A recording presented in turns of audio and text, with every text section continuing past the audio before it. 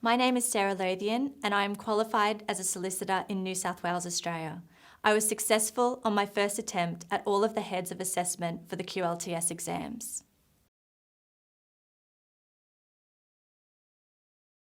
I graduated with a combined arts law degree from the University of Sydney in 2008.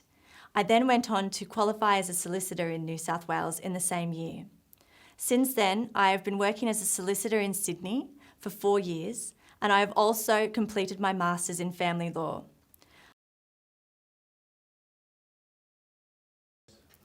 It's my intention to relocate to the UK, and so I wanted to make that move and transition a little bit smoother for myself, and I believed that I could do that by being qualified to practice as a solicitor not only in New South Wales, but also in England and Wales. I also thought that it would look good on my resume and that prospective employers in the UK would look more favourably upon me for having gone through those exams and being qualified to practice over there. At that stage, the QLTS was quite new and it was in its early stages, so I wasn't really sure what to expect from the exams and what was expected of me in terms of studying for them and what knowledge I would need to demonstrate in order to be successful on my first attempt. I looked through the web and found the QLTS school website as a legal training provider for the QLTS exams. I spent quite a bit of time looking at their material and found it to be useful and helpful. I then compiled a list of questions and I telephoned the QLTS school, and the first person that I spoke to was so helpful. She answered all my questions and really put my mind at ease. It was important for me to speak to somebody over there who had knowledge of what to expect with the exams, because I was all the way over here in Australia on the other side of the world. Well, firstly, I was amazed at how quickly the materials were delivered to my door. I expected to wait months for them, but they came within a week of being ordered. Secondly, the MCT exam for me was the most daunting prospect. I could probably count on one hand the amount of multiple choice exams I actually undertook at university.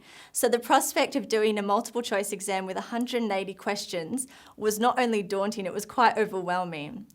When I got the material, the textbooks were so helpful and I decided to read through them first because they really were concise in the summary that they provided of the legal concepts and the legal areas that we really needed to comply with for the SRA requirements. I then logged on and was able to find a multitude of multiple choice questions in the multiple choice question bank, which was so helpful because when it came to the actual exam, some, if not all of those questions were actually in the exam, and I knew exactly what to expect because it was in a similar format.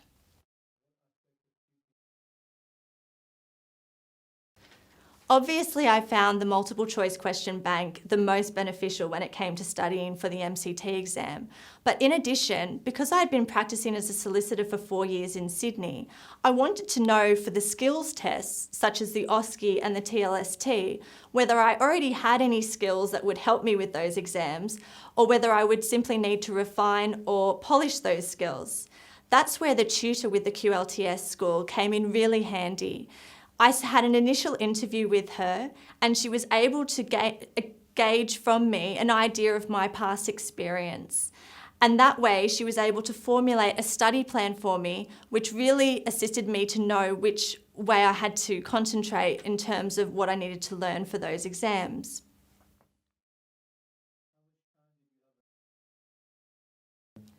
As I was working full-time and also studying for my Masters, time was very limited for me in terms of study. However, I tried to dedicate at least 4 or 5 hours each weeknight and also the majority of my weekends.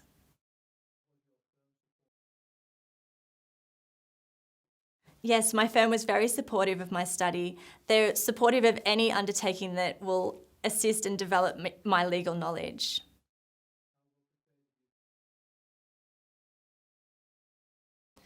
After studying the QLTS material, I felt reassured that I would be able to tackle the assessments head on. I knew what to expect when I sat down in those exams and what I needed to demonstrate and the knowledge I would need to demonstrate in order to be successful on my first attempt.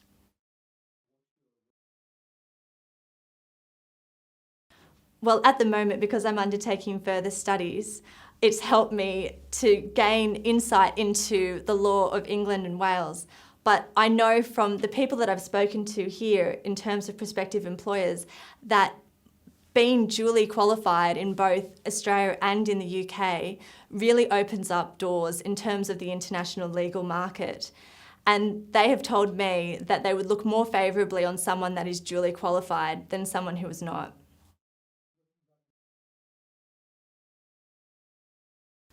I don't think I would have successfully completed the MCT, the OSCE and the TLST without actually studying with the QLTS school. The material they provided was so beneficial for me that it really prepared me to know what to expect when it came to the exams. I would strongly recommend that anyone who is considering taking the QLTS assessments study with the QLTS school.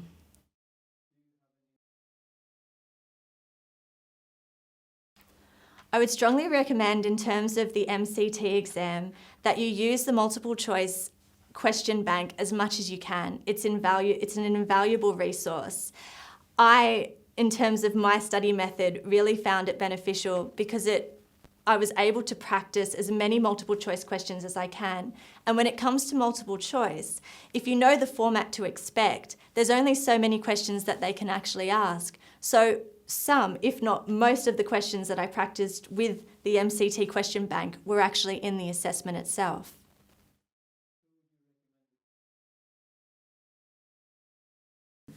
I would recommend the QLTS school to anyone who's considering undertaking the QLTS exams and who want to save expense and pass on their first attempt. I started studying at least 3 months before each exam, and I would recommend that anyone who is considering studying for the exams do the same.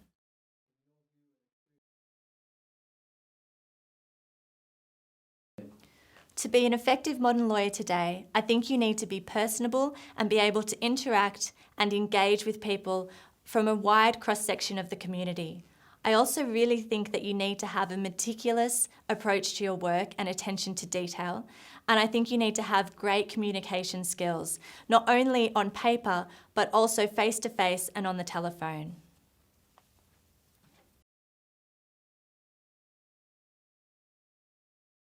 From my experience and from speaking to people, not only in Australia but in the UK, I think that it's essential in the UK legal market to actually be duly qualified if you're coming from a country other than the UK. I think that they look more favourably, particularly in the magic circle firms, on outside experience and for people to have that knowledge not only of UK law but also of other international countries.